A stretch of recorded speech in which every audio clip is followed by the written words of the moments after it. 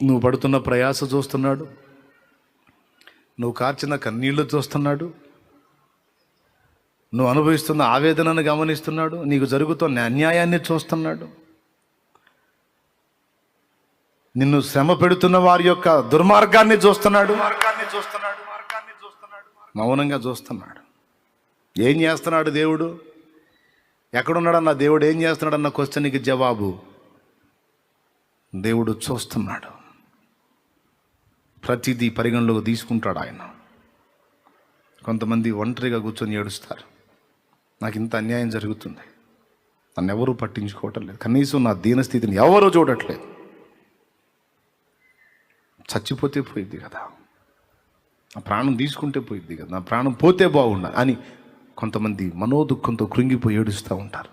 తనను ఎవరూ చూడట్లేదని, తనను ఎవరూ పట్టించుకోవట్లేదని బాధపడుతున్న వాళ్ళు కొంతమంది ఇప్పుడు ఇక్కడ కూర్చున్న వాళ్ళలో ఉన్నారు, లైవ్లో ఉన్న వాళ్ళలో కూడా కొంతమంది ఉన్నారు. దేవుడు నీతో మాట్లాడుతున్నాడు. ఎవరు చూడట్లేదా? నువ్వు ఎక్కడ కూర్చొని ఏడుస్తున్నావో, ఏ స్థితిలో బాధపడుతున్నావో, నీ హృదయంలో ఎంత వేదనతో నలుగుతున్నావో మొత్తం చూస్తున్నవాడు ఒకడు ఉన్నాడు. దేన్ని బట్టి ఏడుస్తున్నావో, దేన్ని బట్టి కుమిలిపోతున్నావో అన్నీ సైలెంట్గా అబ్జర్వ్ చేస్తున్నాడు ఆయన. ఓదార్పు కోసం చెప్పట్లా, వరుసలో వచ్చింది కనుక చెప్తున్నా. దేవునికి మహిమ. చూస్తున్నవాడు ఊరుకుంటాడా? నాలుగవది, ఆయన రాస్తున్నాడు. దేవునికి స్తోత్రం.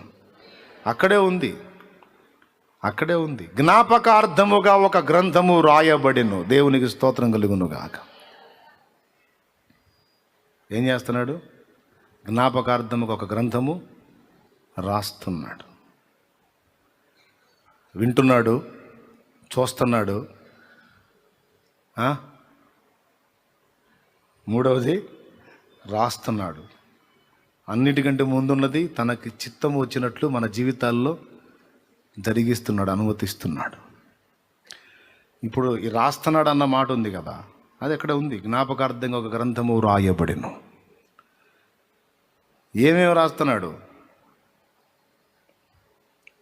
నువ్వు ఏడ్చినటువంటి ఏడుపు విషయంలో, నువ్వు కార్చిన కన్నీళ్లు కూడా, నువ్వు పడిన వేదన కూడా దేవుడు సీరియస్గా పట్టించుకున్నాడని నీకు తెలుసా? సహజంగా కన్నీళ్ళు ఏడుస్తాం, కన్నీళ్ళు వస్తాయి. వచ్చిన కన్నీళ్లు మనం తుడిచేసుకుంటాం, కానీ మన కన్నుల నుండి వెలువడిన కన్నీటి చుక్కలను దేవుడు లెక్క రాస్తున్నాడు అనేది 56వ కీర్తన 8వ వచనంలో ఉంది. నా సంచారములోను నీవు లెక్కించి ఉన్నావు, నా కన్నీళ్లు నీ బుడ్డిలో నుంచబడి ఉన్నవి, అవి నీ కవిలలో కనబడును గదా. నా కన్నీళ్లు నీ బుడ్డిలో ఉంచబడి ఉన్నవి, అవి నీ కవిలలో కనబడును గదా. కవిలే అన్నకాడ ఒకటి ఉంటుంది, పుట్నోట్లో చూడు పుస్తకం. అవి నీ కవిలలో కనబడును కదా అంటే నీ గ్రంథములో అవి కనబడతాయి కదా అన్నాడు. ప్రభునందు ప్రియులారా, మొత్తం గ్రంథస్థం చేస్తున్నాడు మన జీవితాన్ని. భక్తుల జీవితాలు ప్రత్యేకమైన గ్రంథాలైనాయి. అందులో నీ కన్నీళ్లు కూడా రాయబడ్డాయి. నీ మూలుగులు, ఆవేదన, దేవుని కొరకైన నీ సంచారాలు, నీ ప్రయాస, నీ త్యాగం, నీ శ్రమ, నువ్వు పడిన నిందలు, అవమానాలు, బాధలు, ఆవేదనలు, నువ్వు తిన్న దెబ్బలు, నువ్వు తిన్న తిట్లు, దేవుని నామం కోసం,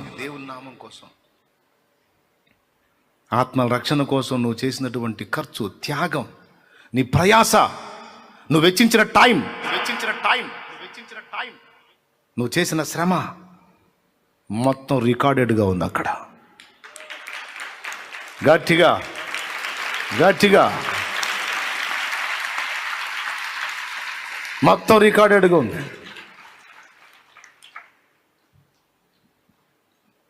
మనందరికీ పుస్తకాలు ఉన్నాయి, తెలుసా మీకు? మనందరికీ బుక్స్ ఉన్నాయి. ఎవరి బుక్ వాళ్ళది, ఎవరి డైరీ వాళ్ళది, ఎవరి గ్రంథం వాళ్ళది. లోకస్తులకు కూడా పుస్తకాలు ఉన్నాయి. దానియేలు గ్రంథం 7వ అధ్యాయం చూడండి ఒకసారి. త్వరగా దానియేలు గ్రంథం 7వ అధ్యాయము 10వ వచనం చదువు. అగ్ని వంటి ప్రవాహము ఆయన ఎదుండి ప్రవహించుచుండెను, వేవేల కొలది ఆయనకు పరిచారకులుండిరి. కోట్ల కొలది మనుషులు ఆయన ఎదుట నిలిచిరి. తీర్పు తీర్చుటకై గ్రంథములు తెరవబడెను.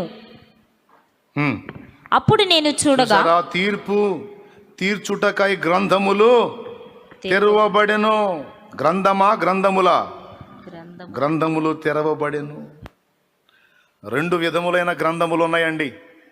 ఒకటి జీవ గ్రంథం. ప్రకటన గ్రంథము 20వ అధ్యాయము 15వ వచనం.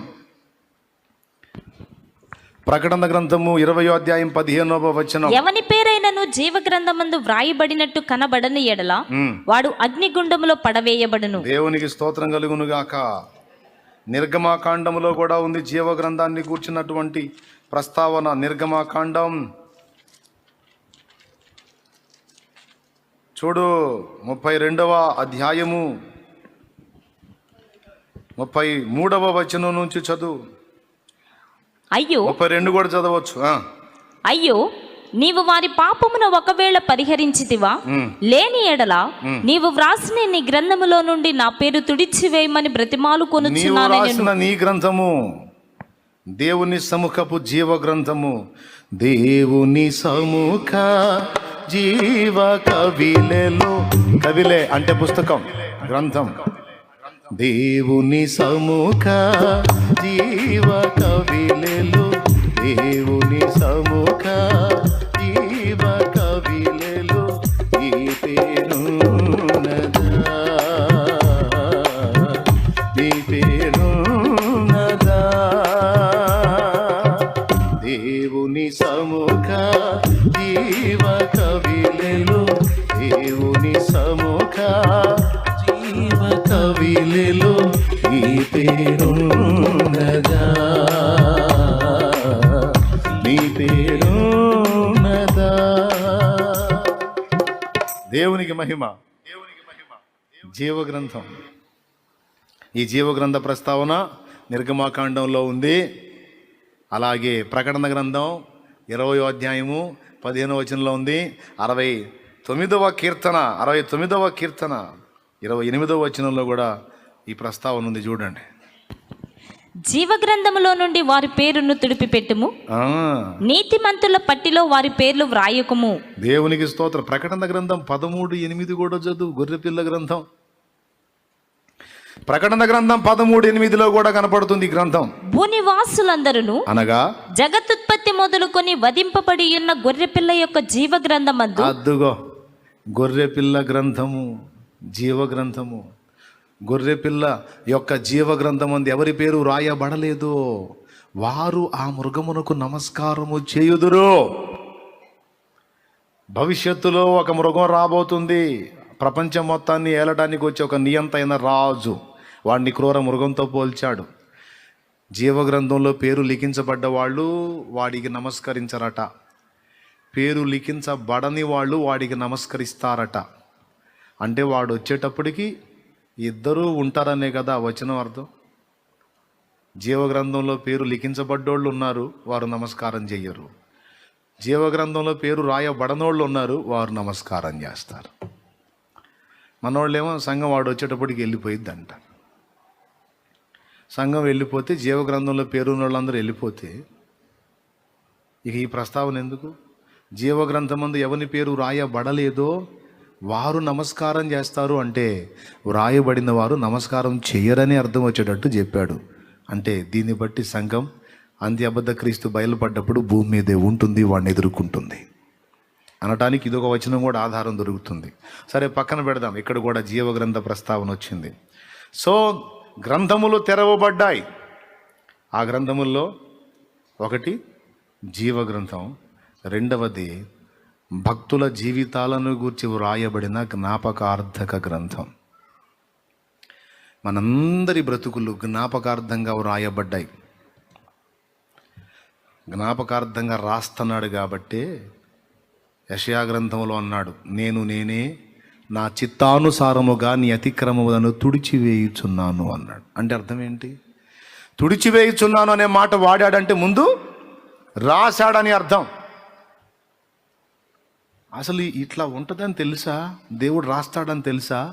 దానియేలు గ్రంథం 5లో బెల్షస్సరు అనే వాడి దగ్గర రాస్తాడు, మేనే మేనే టేకేల్ ఫార్సిన్, నేను నీ ప్రభుత్వ విషయంలో నీ విషయంలో లెక్క చూడగా నువ్వు తక్కువగా కనపడ్డావు, నీ చాప్టర్ క్లోజ్, నీ లెక్క ముగించా, నిన్ను త్రాసులో తోసగా తక్కువగా కనపడుతుంది కాబట్టి నీ రాజ్యం నీ యొద్ద నుండి తీసివేయబడి మాదీయుల యొక్కయో పారసీకుల యొక్కయో వశము చేయబడుతుంది, నీ చరిత్ర అవుట్రా అని రాశాడు. మేనే మేనే టేకెల్ ఫార్సిన్ అనే విషయం దానియేలు గ్రంథం 5లో ఉంటుంది.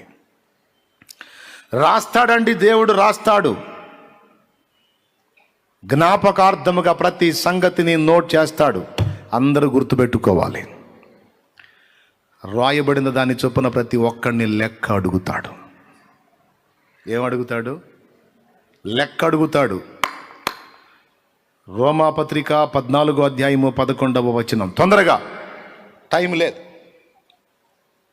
రోమాపత్రిక 14వ అధ్యాయం 11వ వచనం. నా తోడు ప్రతి మోకాళ్ళు నా ఎదుట వంగును, ప్రతి నాలుకయు దేవుని స్తుతించును అని ప్రభువు చెప్పుచున్నాడు అని వ్రాయబడి ఉన్నది గనుక మనలో ప్రతి వాడును తన్ను గురించి లెక్క దేవునికి లెక్క ఒప్పగింపవలెను. అదుగో, మనలో ప్రతివాడు తన్ను గురించి దేవునికి లెక్క.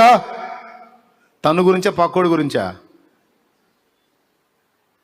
పాస్టర్ ఏమో ఇద్దరి గురించి లెక్క చెప్పాలా, పాస్టరు బోధకుడు ఇద్దరి గురించి లెక్క చెప్పాలా. బోధకుడు వాడి గురించి చెప్పాలా, పక్కోడు తనకి ఎంతమందిని దేవుడు అప్పచెప్పాడో వాళ్ళ గురించి లెక్క కూడా చెప్పాలా. ఇంతమందిని నీకు ఇచ్చాను, ఏం చేసావురా అని, ఎట్లా పెంచావు వాళ్ళని, ఏ విధంగా సిద్ధపరిచావు, ఎంతమంది నుంచావు, ఎంతమంది నాశనం చేశావు, ఎంతమంది నిలబడ్డారు, ఎంతమంది పడిపోయారు, ఎంతమంది ఉన్నారు, ఎంతమంది ఊడిపోయారు, మొత్తం లెక్క ఉంటుంది. అందుకే హెబ్రీ పత్రిక 13వ అధ్యాయము 17వ వచనంలో ఇలా చెప్పాడు, సహోదరులారా మీ పైని నాయకులుగా ఉన్నవారు లెక్క ఒప్పజెప్పవలసిన వారి వలె మీ ఆత్మలను కాయచున్నారు. వారు దుఃఖముతో పని చేసిన మీకు నిష్ప్రయోజనము గనుక దుఃఖముతో కాక ఆనందముతో చేయునట్లు వారి మాట విని వారికి లోబడి ఉండండి. నాయకుడైన వాడు లెక్క చెప్పాలట మందను గురించి. హల్లెలూయా. చూసారా, తనను గురించి లెక్క చెప్పాలి, తన మందను గురించి లెక్క చెప్పాలి. అందుకే బోధకులమైన మనం మరి కఠినమైన తీర్పు పొందుదామని ఎరిగి మనలో అనేకులం బోధకులం కాకుండా ఉందామన్నాడు యాకోబు రాసిన పత్రిక 3వ అధ్యాయం 1వ వచనం.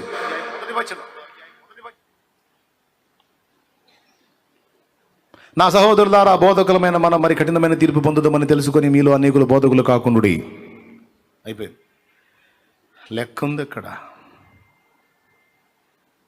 ఎవ్వరి కోళ్ళ లెక్క చెప్పాలి. ఒట్టిగా చెప్పాలా? మొత్తం గ్రంథస్థం చేయబడ్డాయి బతుకులన్నీ. ఏమండి, చీకట్లో చేశానని నన్నెవరు చూస్తారని, చూసినా నాకేమని ఎవరేమి చేస్తారని, చీకట్లో చేశానని నన్నెవరు చూస్తారని, చూసినా నాకేమని ఎవరేమి చేస్తారని, విర్రవీగుతున్నావా, చెడ్డ పనులు చేస్తున్నావా, విర్రవీగుతున్నావా, చెడ్డ పనులు చేస్తున్నావా, చూస్తున్నాడమ్మా చెల్లి, చూస్తున్నాడమ్మా, నువ్వు చేసే పనులన్నీ చూస్తున్నాడమ్మా, అడుగుతాడమ్మా లెక్క, అడుగుతాడమ్మా తీర్పు రోజు నిన్ను లెక్క అడుగుతాడమ్మా. చూస్తున్నాడయ్యా తమ్ముడు, చూస్తున్నాడయ్యా, నువ్వు చేసే పనులన్నీ చూస్తున్నాడయ్యా, అడుగుతాడయ్యా లెక్క, అడుగుతాడయ్యా తీర్పు రోజు నిన్ను లెక్క అడుగుతాడయ్యా. భలే పాట రాశాడు స్టీవెన్సన్. అందరూ గ్రహించుకోవాలి ఈ సంగతులన్నీ. గ్రంథములు విప్పబడ్డాయి, భక్తుల గ్రంథాలు, భక్తిహీనుల పుస్తకాలు కూడా ఓపెన్ అవుతాయి. కోట్ల కొలది మనుషులు ఆ సింహాసనం చుట్టూ ఉన్నారట. అందరి బతుకులను బయటేయడానికి గ్రంథాలు విప్పబడ్డాయట. ఫస్ట్ ఏమో మన పుస్తకాలు ఓపెన్ అవుతాయి, తర్వాత భక్తిహీనుల పుస్తకాలు ఓపెన్ అవుతాయి. ఫస్ట్ మనయే, ముందు మనమే. తీర్పు దేవుని ఇంటి యొద్దనే ఆరంభముకు కాలము వచ్చుచున్నది. దేవుని సంబంధి నిలవటమే కష్టమైతే ఇక పాపియు దుర్మార్గుడు ఎక్కడ నిలుతురు? 2 కొరింథీ పత్రిక 5వ అధ్యాయం 10వ వచనం, మనలో ప్రతివాడును తాను చేసిన క్రియల చొప్పున దేహముతో జరిగించిన క్రియల చొప్పున వాటి ఫలము పొందినట్లు మనమందరము క్రీస్తు న్యాయపీఠము ఎదుట ప్రత్యక్షము కావలెను. ఎందుకనగా మనందరం ఎందుకు ప్రత్యక్షం కావాలి? తాను జరిగించిన క్రియల చొప్పున అవి మంచివైనను సరే చెడ్డవైనను సరే దేహముతో జరిగించిన వాటి ఫలము ప్రతి వాడు పొందినట్లు మనమందరము క్రీస్తు న్యాయపీఠం ఎదుట ప్రత్యక్షం కావాలి. న్యాయపీఠం ముందు ప్రత్యక్షమైతే ఏం జరిగిద్ది? మన బ్రతుకు పుస్తకాలు ఓపెన్ అవుతాయి. ఓపెన్ అయ్యి అందులో మన త్యాగాలు, కష్టాలు, కన్నీళ్లు, మనం దేవుని కొరకు పడిన ప్రయాసలు, ఆత్మ కొరకు దేవుని చిత్తం నెరవేర్చడం కోసం మనం పడినటువంటి ప్రయాసం మొత్తం రికార్డెడ్ అయి ఉంటుంది. మనం చేసిన పనికి మాలిన పనులు, చెత్త పనులు, పిచ్చి పనులు, దేహముతో జరిగించినవి రికార్డ్ అయి ఉంటాయి. ఒప్పుకున్నావు అనుకో, ఏమైనా లోపాలుంటే ఒప్పుకొని దిద్దుకొని సరి చేసుకొని మారు మనసు పొందావు అనుకో, తొలగించబడతాయి. అప్పుడు ఆ మాట వర్తిస్తుంది, నేనే నా చిత్తానుసారముగా నీ అతిక్రమములను. అది కొంతమంది ఒప్పుకోరు, సమర్థించుకుంటుంటారు. ఎందుకు చేసావు ఈ పని అంటే, ఎందుకు చేశానంటే మరి నాకు అట్లాంటి పరిస్థితి వచ్చింది, అందుకని మరి అట్లా చేస్తున్నాను నేను, మరి తప్పేదేముంది, ఎందుకే చేస్తున్నానని సమర్థించుకుంటా ఉంటారు. అవి తన్నులు తినే వ్యవహారాలు. దేవుని ముందు ఓవర్ యాక్షన్ చెయ్యరాదు. తప్పులు చేసి, జిలాకు పనులు చేసి, పిచ్చి పిచ్చి చేష్టలు చేసి, ఆ కారణం చేత చేశాను, ఈ కారణం చేత చేశాను, తప్పలేదు, మరి అందరికీ తెలుసు కదా ఈ సంగతి, అది ఇది అని ఇట్లాంటి మాటలు మనం మనుషుల ముందు చెప్పి ఒకవేళ వాళ్ళని కన్విన్స్ చేయొచ్చు. కానీ దేవుని ముందుకు పోయినప్పుడు ఓవర్ యాక్షన్ చేయకుండా యథార్థంగా చెప్పాలి, దేవా హేతువులు ఏవైనా కావచ్చు, నేను చేసినది పాపము, వాటికి నీ ముందు నేను ఏమీ చెప్పజాలను. నీవు న్యాయవంతుడవు ప్రభు, నీ ప్రేమను, నీ కృపను కేవలం ఆధారం చేసుకుని, కృపగలవాడని, ప్రేమగలవాడని, క్షమిస్తాడులే అని బరి తెగించి మూర్ఖంగా చేసిన తప్పు ఇది ఒప్పుకుంటున్నాను నీ ముందు, దయచేసి నన్ను నీ రక్తముతో కడిగి శుద్ధీకరించు, నాకు ఇష్టము లేదా పాపము, దాన్ని విసర్జించాలి ప్రభువా, నేను కోరుకుంటున్నా మనస్ఫూర్తిగా, నాకు బలాన్ని ఇవ్వు, నన్ను క్షమించు తండ్రి అని యథార్థ హృదయంతో నువ్వు దేవుని ముందు ఒప్పుకుంటే, అప్పుడు కనికరం గల దేవుడు నేనే నా చిత్తానుసారముగా నీ అతిక్రమములను తుడిచివేయిస్తున్నాను, ఇక వాటిని ఎన్నడూ జ్ఞాపకం చేసుకోను అంటాడు. అట్లా కాకుండా కవరింగ్లు ఇచ్చావనుకో, కవరింగ్లు ఇచ్చావనుకో, ఇక్కడ నువ్వు ఏ కవరింగ్లు ఇచ్చినా అక్కడ మొత్తం గ్రంథంలో ఉంటుంది, మొత్తం రికార్డ్. రేపు ఓపెన్ అయ్యిద్ది, మొత్తం చరిత్ర అంతా తీస్తాడు బయటికి. ఏంటి ఇటు సంగతి ఏంటంటాడు. ప్రభా అయ్యా అప్పుడు ఆ కారణం చేత చేశాను ప్రభా అంటే, జనానికి చెప్పినట్టు నాకు చెబుతున్నావా, పగిలిపోద్ది, సరిగా చెప్పు సమాధానం అంటాడు. అసలు ఆయన చూస్తేనే, ఆ సింహాసనం మీద యోధా గోత్రపు సింహాన్ని చూస్తేనే కార్యక్రమాలన్నీ జరిగిపోవచ్చు, చేయగలిగింది ఏం లేదు. అట్లుంటుంది అక్కడ దృశ్య రూపం. ఇక వంగని ప్రతి మోకాళ్ళు నా తోడు వంగి తీరునంటే, కఠిన పాషాణ హృదయుడు కూడా అక్కడికి వచ్చి అక్కడ నిలబడగానే ఆటోమేటిక్ కాళ్ళు బెండ్ అయిపోయి సాష్టాంగపడాలి.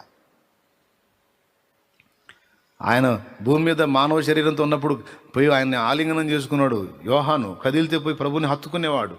అలాంటోడే మహిమలో యేసయ్యను చూసి సచ్చినోళ్ళకి బోర్ల పడ్డానని చెప్పాడు. ప్రకటన గ్రంథం 1 అధ్యాయం 16వ వచనం నుంచి చదువు, 1:16 నుంచి చదువు. ఆయన తన కుడి చేత 7 నక్షత్రములు పట్టుకొని ఉండెను.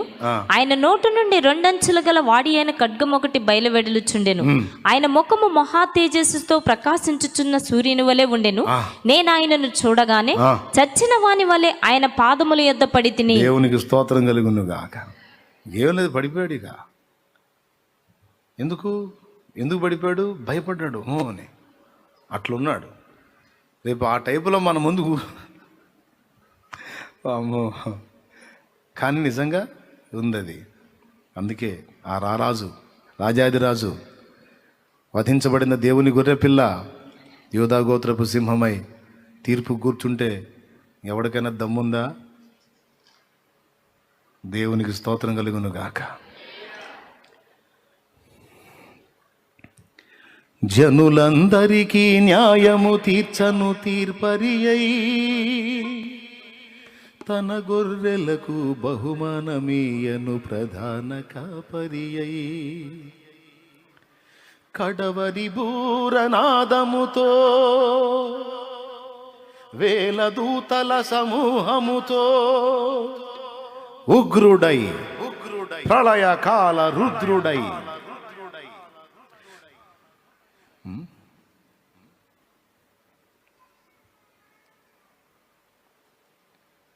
యూదా గోత్రపు సింహం రాబోతున్నాడు.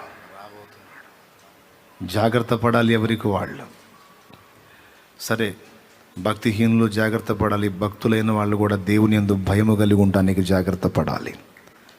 పొద్దస్తమానం మూర్ఖపు చేష్టలో చెయ్యరాదు. ప్రిలారా, రాస్తున్నాడు అనేది 4వ మాట. యెహోవా సముఖమందు జ్ఞాపకార్థముకు ఒక గ్రంథము రాయబడెను.